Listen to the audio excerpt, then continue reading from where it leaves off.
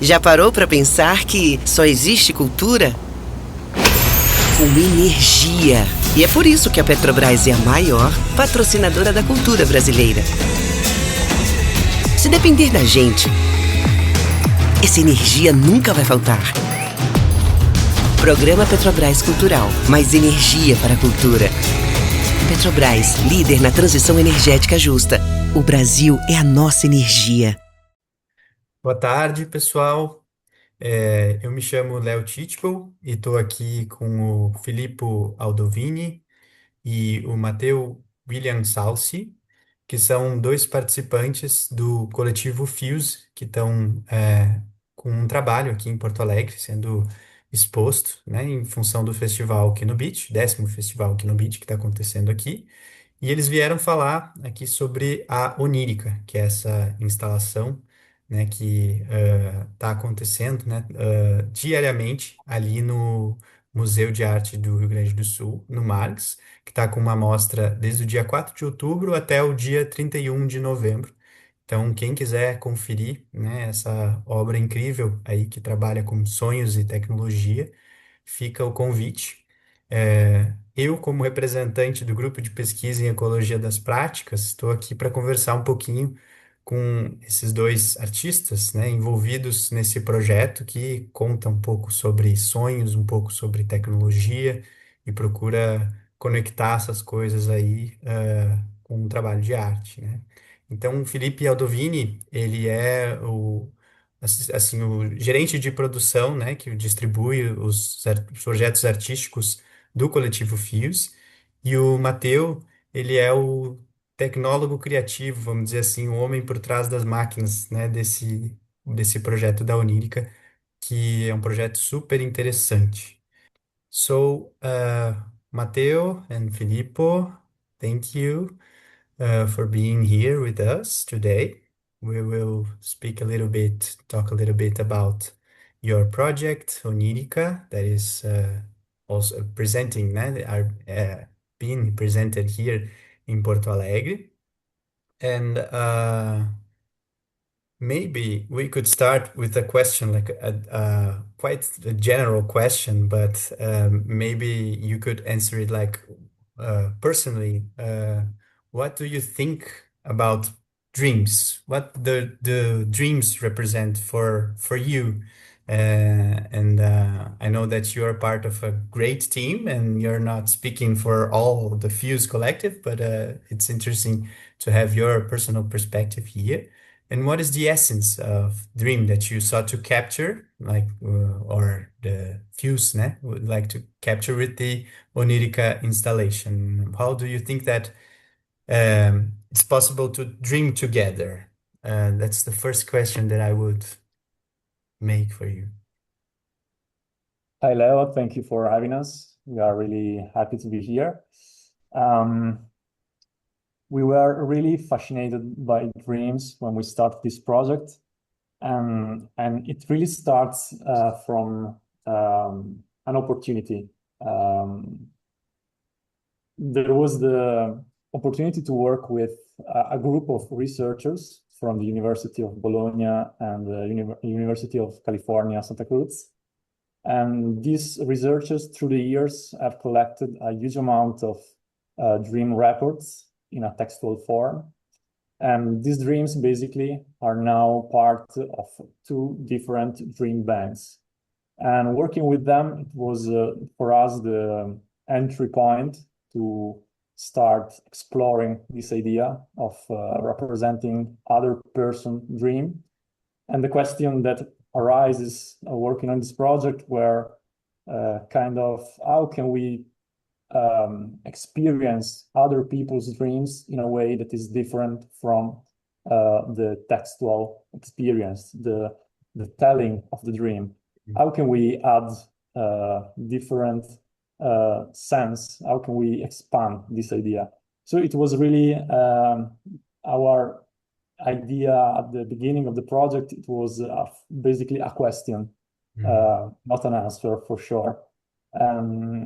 And also the other basic idea, the grounding idea behind this project was that speaking about dream with other person, asking what have you dreamt tonight, is a very simple question. At the same time, it's an incredibly personal question.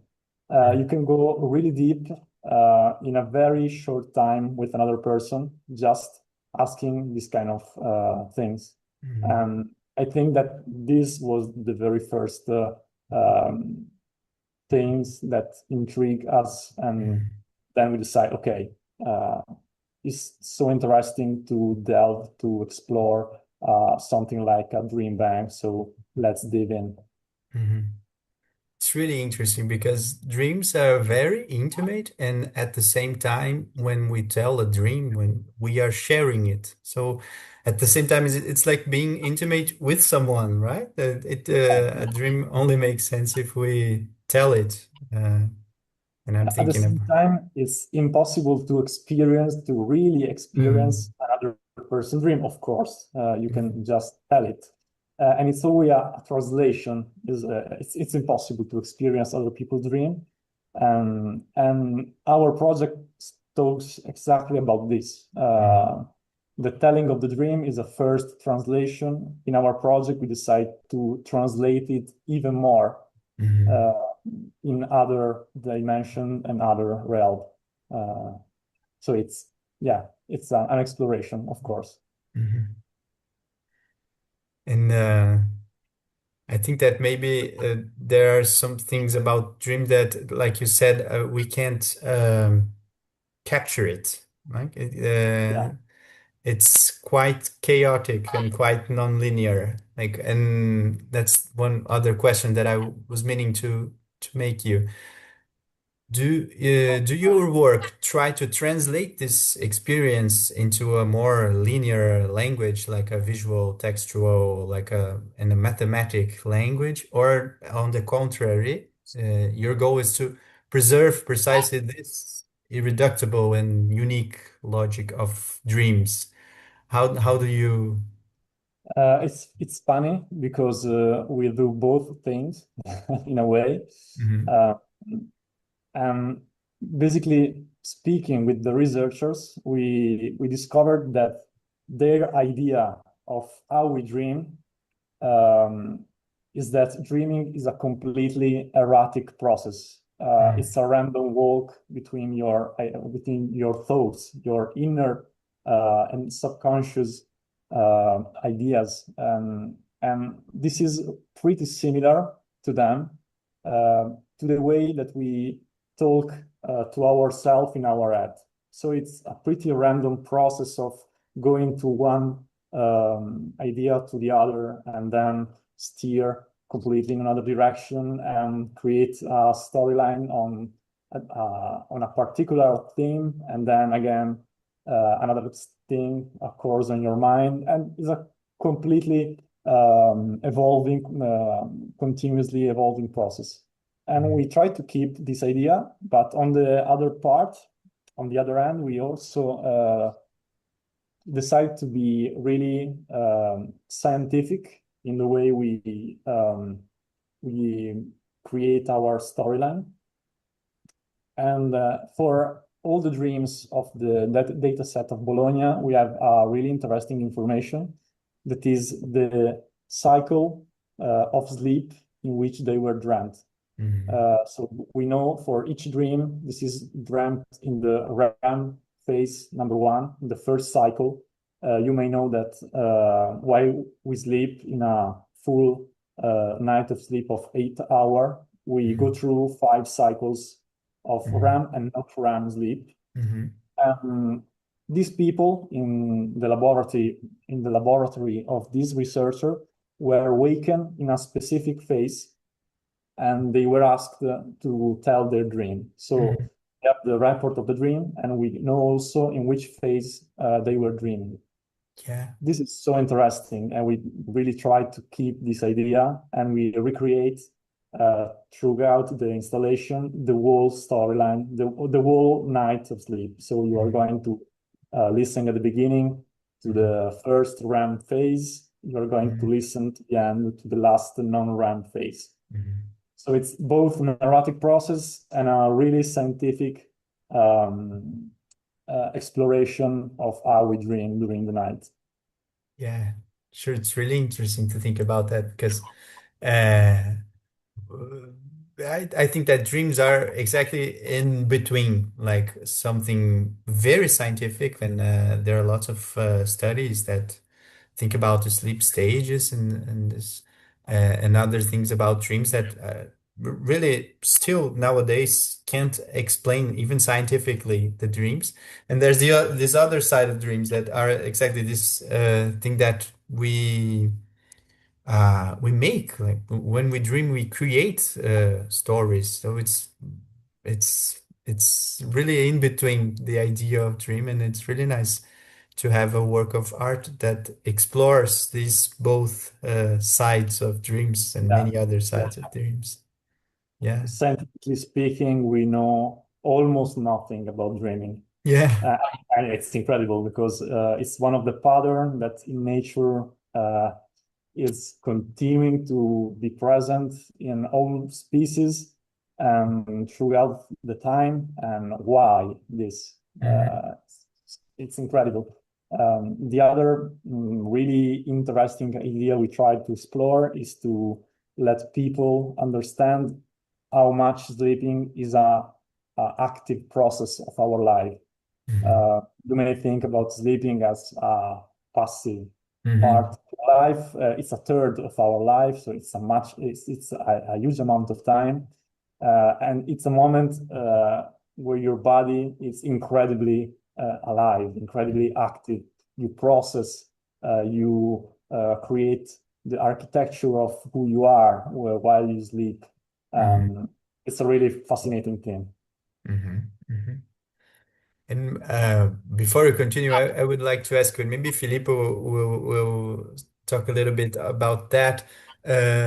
This work, Onirica, has been in how many places already? How many? Well, it's quite hard to remember because it's been quite a lot. Let's say we presented it for the first time in 2023, I think, Yeah, right, Matteo? yeah, In two very significant places, one in Hungary, in this abandoned powerhouse, which was the venue for an art festival called the Inota Festival, and we had the chance for create this large scale version of the work with this huge screen in this industrial cathedral in a way. It was a very special place. It has this kind of spiritual vibe Mhm. to it, and it's quite interesting because just after this festival, we presented it in a church which is not functioning anymore as a church, but it is an art gallery nowadays in Italy. And Mhm. it's interesting this kind of parallel between these two venues because what we always do when presenting our works, we always try to make the work, the installation, a dialogue with the space, with the venue, because it's part of the experience, especially when these venues have this kind of meaning and weight in the overall experience. So I kind of like this aspect. Both these places still have some kind of spiritual aspect to it, and I think that in a way, dreams are tells a Mhm. lot about our connection with our inner self, with the and maybe with the I don't know, with this idea of interconnection between humans. I don't Mhm. know. Mhm. I like I'm familiar with the idea of inconscio collettivo. We say in Italian. Mhm. It's a concept from Jung, Mhm. and I actually think it's true. I think that the subconscious is something that is shared, and this part is a cultural, is somehow cultural. So it's a collective. Yeah, I mean, yeah, I'm not saying that dreaming and dreams are only on a happens only on a collective scale, but also in a way, it's something that I feel. I'm not saying that is like that, but it's something that I live with too. And this thing, I think is quite spiritual in a way. So yeah. Yeah, it's something to think that your work had different forms and different presentations, depending on the places and depending on the structure of the place, and also a little bit depending maybe a little bit on also the culture. Because when you dream somewhere, it's different than if you dream somewhere else. So it's something to think that dreams are maybe connected, but not in a very universal way. So we are connected when we dream, but each one of us dream in our own way. So it's Yeah. a dynamic, it's a very complicated dynamic. And I would add, because when we think about dreams, sometimes we think more of humans that dream, but there are non-humans that dream too. So maybe we could think of a connection between us and these other beings that is not necessarily human. So that's another interesting thing about dreams also that we could think, right? And I really like the work of Jung too. I'm a psychoanalyst, so Ah, and okay. yeah, and when Freud said things about the unconscious, maybe he wasn't thinking a lot about these collective consequence of unconscious. So it's really interesting to think that. Somehow it's not a profound thing necessarily. It may be, but it's not necessarily a profound thing, dreams. Maybe it's something that you get from our daily lives, from something that you heard maybe one time of the day, and you dream about it and you don't know exactly why do you dream, but it's from somewhere else that you get this dream sometimes, right? So just to think with you. But this was something that I was meaning to ask, because here in Porto Alegre, the installation has one screen, and at the side of the screen, there are lots of words that appear. And I was meaning to ask you, how were these words selected? Is it something very specific from here in Porto Alegre, or not? Well, the whole project is based on a huge archive because Mhm. we basically merged two data sets, two dream banks. And it is important to show this this vastness, this hugeness of our starting point. It is the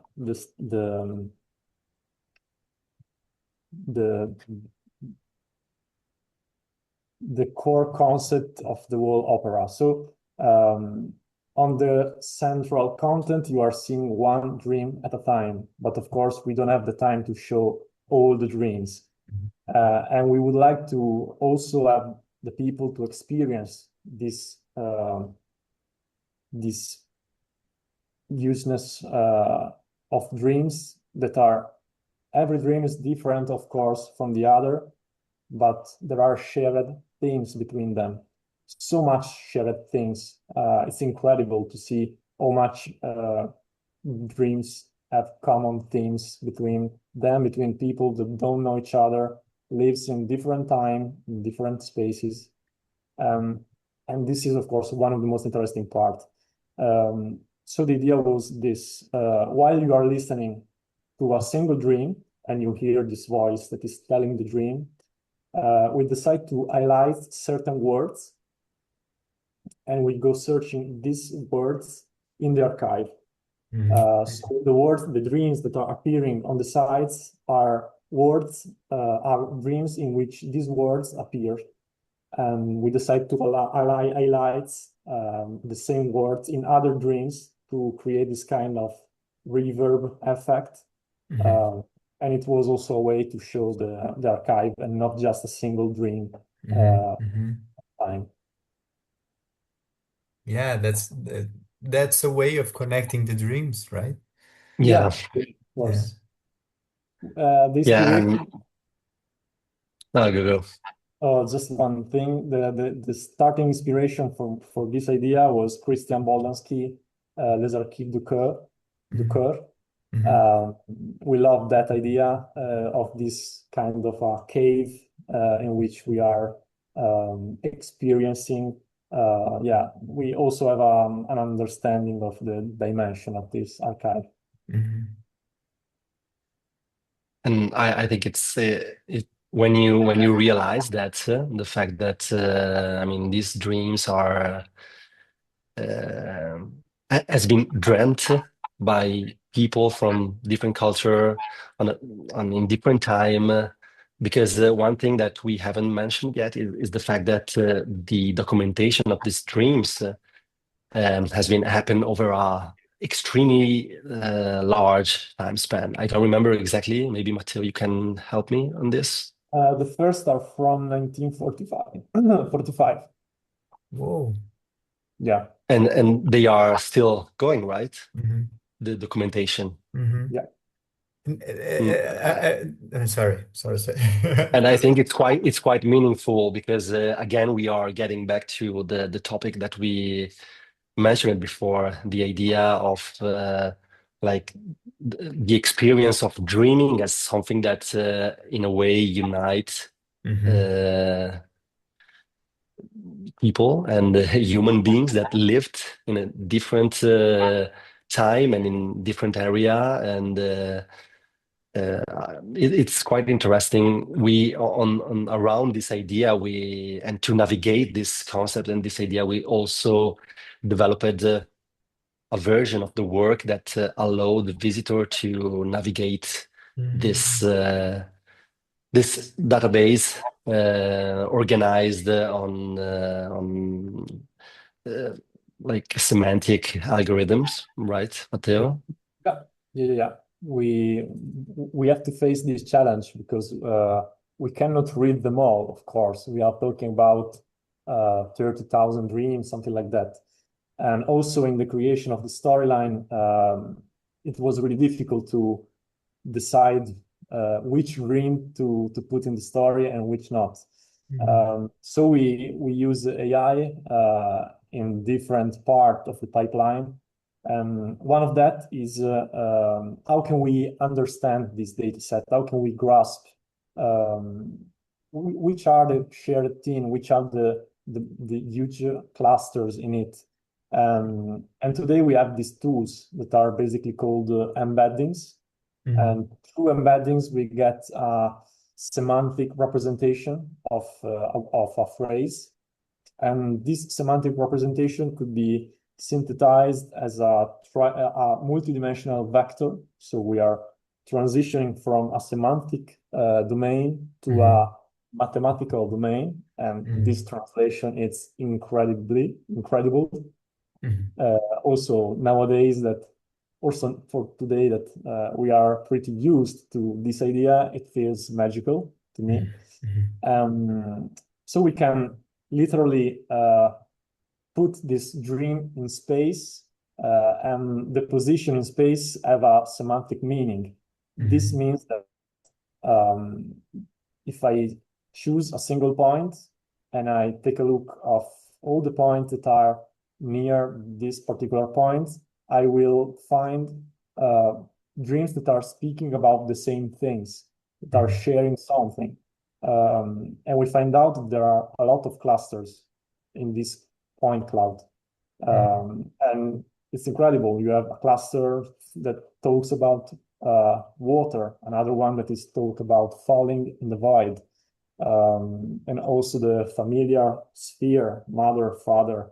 And you had another one that talks about people that are death and you remember them in a dream. There is a cluster for church and there is a cluster for animals. And so it's a really interesting aspect of the work to explore the data set and how can we tell to people how this is made, what it's talking about, and we literally traced line between this cluster to create the storyline of the opera, of the installation. That was the approach. And yeah, the text on the sides are basically a navigation through this database using these techniques. Yeah. So it's some sort of some invention of a method to associate these dreams, right? Because Yeah. for me, I cannot um, I always think about psychoanalysis because that's where I came from. So when Freud invents the free association method, associação livre, he invents some sort of new method to relate stories, or as we say with Lacan and other psychoanalysts after significance, like a different connection between significance that is not necessarily from the story that is told, but the connection between stories. So the same significance, so the same word is here in this story and in this other story. So what can it mean? Like it seems that you are doing something really close when you create these lateral sides, when you say, oh, here this word is here, and in this dream this word appears again. So how can we connect it? And it must be really hard to create this method and also organize the huge amount of dreams that, as Felipe was saying, that come from the 40s. I mean, it's almost 100 years of dreams. How do you how do you navigate? How do you select the dreams and how do you curate the dreams? How does that work? It's simply, let's say, simply a curation in the more simple way. When you have this point cloud, as I said, you are able to identify these clusters. And then you may want to be pretty honest and to be sure that you connect the main clusters one to the other. Because that's the density of information, it's there. And it makes sense to give people a general understanding of this data set. And we choose single dreams that are representative of their clusters. That's the idea. So if we have a huge cluster that speaks about following the void, we go there and we decide to choose one single dream that is maybe the most poetic, the most interesting for our taste, of course. But the idea was to be honest, to be scientifically coherent to the form of the data set, to the clusters, and what are the most recurrent things in it. But it was also difficult because when you choose one, you live there another dreams, and why it's pretty impossible to be to tell all dreams in one. It was of course a matter of choice. Yes, sure. Yeah. And one maybe silly question. How was the collection of these dreams? I mean, there were dreams that were collected almost 100 years ago, and Did you got the handwriting of people that dreamt these dreams, or was it like typed, or was it a recording of the records of the dreams? Well, it's different between the two data sets. The data set from California are written dreams. Mhm. We also speak with Domov, the professor Domov from California Santa Cruz University. Each data set was like text that he received from different patients. And through the years, he collect all their dreams in this way. So it was an epistolar, let's say, through mails or through letters and stuff like that. Mhm. The Bologna dataset has a pretty different approach. And I think that it was really interesting, their approach, because they have a laboratory, a sleep laboratory in Bologna. And they basically ask people to sleep for one night. Mhm. They, as I said, they decide to wake them up at a particular stage of the sleep process, the sleep cycle. And the people are, of course, in a separated room by themselves to Mhm. recreate as much as possible the Mhm. comfortable space and Mhm. to have as much as possible a quite peaceful experience. And then they wake them up using a microphone in another room, Okay. and and the person is trained to in the exact time in which they are awakened to tell what they were dreaming in that moment. So Mhm. they were trained before doing the thing. And they collect all the people that have come in the laboratory through the years. They decide also to write down the report as close as possible to what the people really said. So there are a lot of error, a lot of Mhm. um, uh, yeah, uncertainties during Mhm. the report of the dream. And it was really funny and also interesting to see how people are still sleepy and trying to be as precise as possible. Mhm. Yeah, it was really fascinating stuff. I think it's also interesting to mention the fact that the dreams in Bologna also have this kind of a density of metadata.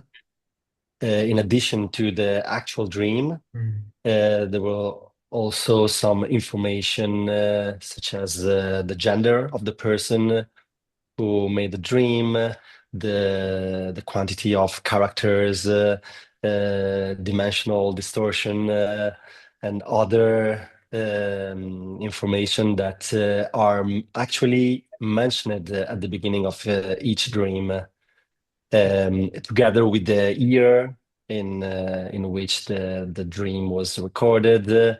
And if I'm not wrong, all the dreams that are visualized are from the Bologna database because of that. Because Mhm. the dreams from the other database, which is much bigger, but also has, I mean, probably due to the fact that the database was, let's say, kind of open, the level of information that we had about the single dreams was much lower than the others. So we decided to visualize and focus on the dreams from Bologna. But what you see in the database and the dreams that you see in the text visualization are also from the database from Santa Cruz. Mhm. Yeah. Mhm.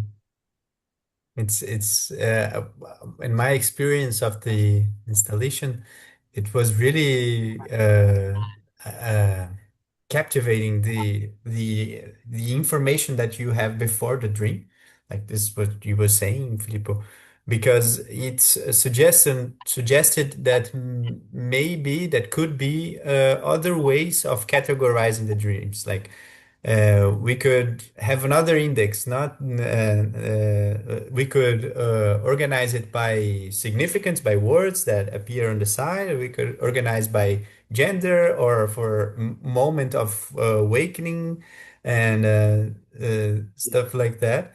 And Yeah. it's really interesting to think. It puts you to think, what's the criteria that I will use to organize these dreams? Like Mhm. it may be lots of criterias, right? It's not something that you know already. Yeah, speaking about Bologna, they literally invented their own way to Hmm. categorize them. Uh, there is literature about this, of course, but they decide to keep qualitative parameters, not well, both because there are also how many people are in the dream, so some quantitative is present, but the major part of the parameters are qualitative. Hmm. Hmm. And one other curiosity about the when you experience onirica, there are some readings of the dreams. These voiceovers, were they recorded? Were they generated by AI? How did you Well, choose to? unfortunately, and also maybe fortunately, we Mhm. didn't have the real recordings of the dreams of the people telling their own dreams. Um, we tried two different options. We first test some actors reading the dreams. Mhm. Um, it was really funny because they do, of course, a good job, but they also put in the interpretation of it a little too much of them, a little too Mhm. much of their own interpretation. And when you hear about an actor that reads other person's dreams, it feels like unnatural. Well, in our case, it was like that. And Yes. then we did this other test. We decided to use machine learning models to create these speaking voices, these speeches. Mhm. And well, it works really great. It Mhm. was, in our case, better than the Okay. real actor reading it. Also because maybe it was less personal in a way. It Mhm. was there is a distance, and this distance feels more coherent with the work. Yeah. Maybe There more are there neutral. are some moments in which you can clearly hear that the voices are some kind of artificial or even robotic Mhm. in a way, and we actually played with that. Mhm. We like this kind of glitches because it made you aware that I mean, or maybe you made you question, am I listening to a human being Mhm. or something else? And I think it's something that is quite present over the whole onirica experience. I mean, we are talking of something that is deeply human, not only human, but let's say like the living organism. Mhm. Mhm. But we are experiencing it and we are getting awareness of it through like something that is generated entirely by machines. And I Mhm. think this Mhm. tension over the whole oniric experience is extremely powerful. Yeah. Yeah. It reminds me of the movie Blade Runner and the book that originated the movie, that do androids dream of electric sheep? Like, do Yeah. machines can dream?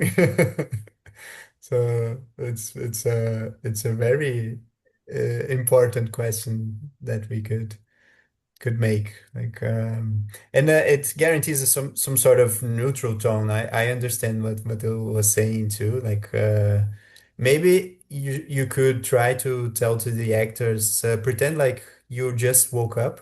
Yeah. Maybe that could could be a method. but it's something to think about also. It's hard to talk about a dream, or especially your dream, without putting some emotion to it, because it's some it's related to emotions, and to it's hard to guarantee that your explaining of a dream will be totally free, emotion free. It's hard. So Yeah, the yeah, yeah. machines are good allies on that task. And still about AI, how was the process of creating the images that are in the work? How was it? Because there are lots of images that are superposed, and they sort of create a history that it's like one image after another. Was it something that you created like one by one, or did you ask for it to create like all the images in just one? Uh, Today, now, at the moment, we have mhm, models that creates video with a temporal coherence and with a single prompt. mhm, And nowadays, you almost can create videos in real time. Things are moving fast. At the time, it was impossible. mhm, 2023, it was you have the ability at the time to create one single frame in like something like 15 seconds per frame. The installation lasts 1 hour and a half, so you can make some maths mhm, there. mhm, mhm, And I really like to make a parallel speaking about this fact because Onirica, it's in most of its parts has this kind of flickery effect. And I liked the parallel with the stop motion mhm, um, because it's the beginning of the cinema. It was at the mhm, time the very first um, attempt to create something that is moving through time, but based on still frames. And in this case, it's really the same. We use the technology that we had in 2023, and we push it to the limit to create something that changed through time. And we struggle a lot at the time to create this temporal consistency. There were a lot of crazy people that were trying to reduce this flickery effect as much as possible. mhm, But and we, in a way, we also find out how to do it, not perfectly, of course. But at a certain point, we decide to, okay, we can't avoid this flickering. Let's go with it. mhm, mhm, And we embrace this effect, and we decide to create the whole aesthetics on it. And yeah, I really like this parallel with the stop motion because in a way it's a timeless kind of aesthetics that also today makes sense and has its own expression and its own effect on the viewer. And well, using AI is really just a tool. It's an incredible, powerful tool. And also for us, for Fuse, that has a lot of experience with abstract stuff, particle systems and stuff like that. It lets us experiment a lot with the figurative, with real images, or not real, but image-like stuff.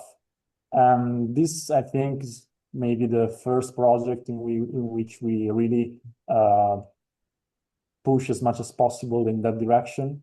And we literally narrate some stories. And yeah, I think it's the very project that is so much, there is so much narrative in it. And it was thanks to AI, of course. mhm, It's really difficult to think to do this project without this tool. because of what I just said.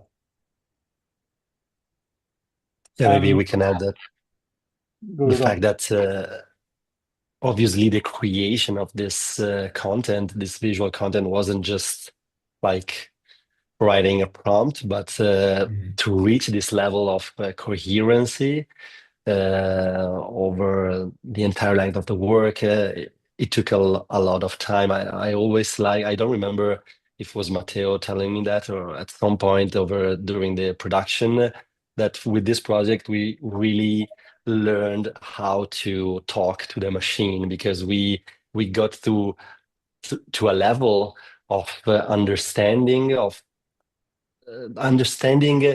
the good side and the bad side, all the bias that the machine has, and we kind of work with that, and we use that to create what we wanted to create. Obviously, playing inside this perimeter that was possible at the time, but yeah, it was a learning process, and it's something like sometimes we use this metaphor of having a new collaborator joining the studio, and you get to know each other before getting what you want from that. And I think this is a nice parallel. Yeah. Yeah. And it's really a learning process. I mean, we humans are still learning how to use these AI tools, right? And a little bit related to that, not last question that I would like to pose you is lately we are discussing a lot about the environmental impacts of the use of AI. I don't know if when Onirica started, it was something already so discussed. But how did you deal with this energy consumption and this problem of AI? How was this managed Yeah, by? it's a great question. We asked this question ourselves, of course.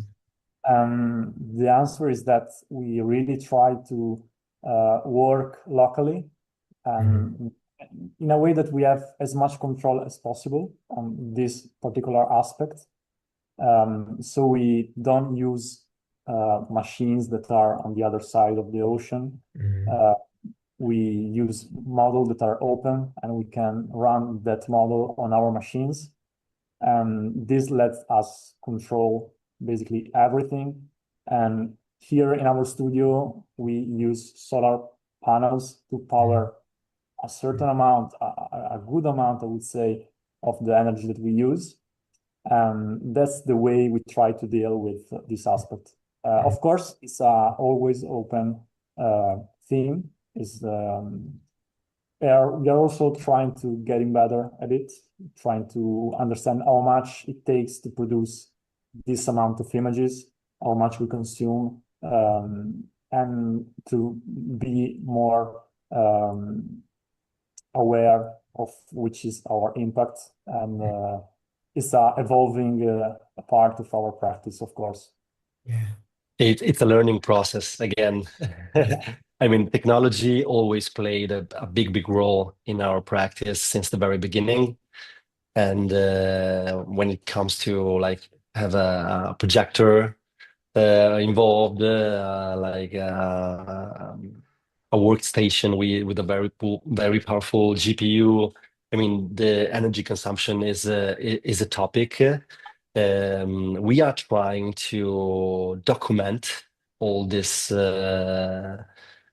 consumes and be aware of what we are doing. This is the starting point, and then like put in practice everything that Matteo mentioned, like having solar panels run this software on our machines, and some many other big things and little things that we think that make the difference. But we are we are sensible to these topics, and we are trying to do better and better for every project and every year, and find a balance, obviously, because I think it's always a matter of finding the right balance for you that works for you, for your ethical beliefs. Mhm. And